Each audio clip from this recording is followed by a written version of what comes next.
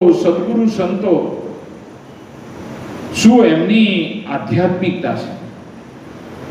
પૂજ્ય ડોક્ટર સ્વામી એમણે જે એક સભામાં જોરદાર પ્રવચન કર્યું.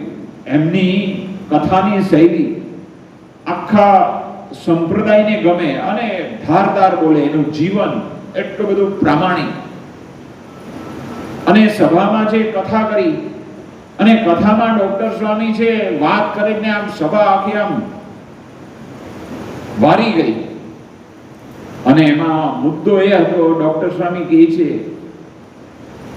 કે આપણી સત્સંગની સાચી પ્રગતિ એ આધ્યાત્મિકતા 90% આંતરિક છે. આપણે પૂજા કરવાની છે, એના સ્ટેપ છે, જરૂરી છે. એનો અર્થ એવો નથી પૂજા મૂકી દેવી, માળા મૂકી દેવી, દર્શન કરવાનું બંધ કરવું.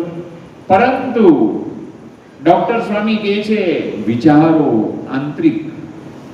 ભગવાનને આપણે કરતા હરતા માનીએ તો 90% પ્રશ્ન છે એનું સમાધાન એ થઈ જાય. અને પછી ડોક્ટર સ્વામીના પ્રવચન પછી પૂજ્ય મહંત સ્વામી મહારાજ એ વખતે સદગુરુ સંતમાં હતા, એને પ્રવચન કરવાનું થયું.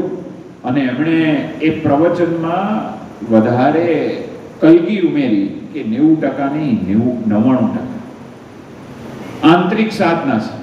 બરાબર છે. પણ ડોક્ટર સ્વામીએ પ્રવચન સાંભળ્યું અને જાહેરમાં હરિભક્તોની સભામાં ઘણી બધી વાર અમે સાંભળ્યું છે. હમણાં સંત શિબિર થઈ એમાં પણ સાંભળ્યું. ડોક્ટર સ્વામી જણાવે છે કે આંતરિક સાધના 90% મેં કહી હતી, પણ પૂજ્ય મહંત સ્વામી મહારાજે 99% કીધું. જો ગુણનો સ્વીકાર, શાંતિ. આજે સદગુરુ સંતો કે આપણા નાના મોટા સંતો એ પોતે સુખી છે એનું કારણ શું? બીજાના ગુણોનો સ્વીકાર, બીજાની આધ્યાત્મિકતાનો સ્વીકાર એ સુખનો ઉપાય છે. બાકી ગમે એટલી સમૃદ્ધિ હોય, સંપત્તિ હોય, સારામાં સારી બધી વ્યવસ્થા હોય, પણ બીજાનું જોઈ અને બળતરા કરી, એસી રૂમ હોય, સાઉન્ડ પ્રૂફ હોય, તો પણ ઊંઘ ન આવે, ઊંઘની ગોળી લેવી. હું કારણ વિચારમાં 50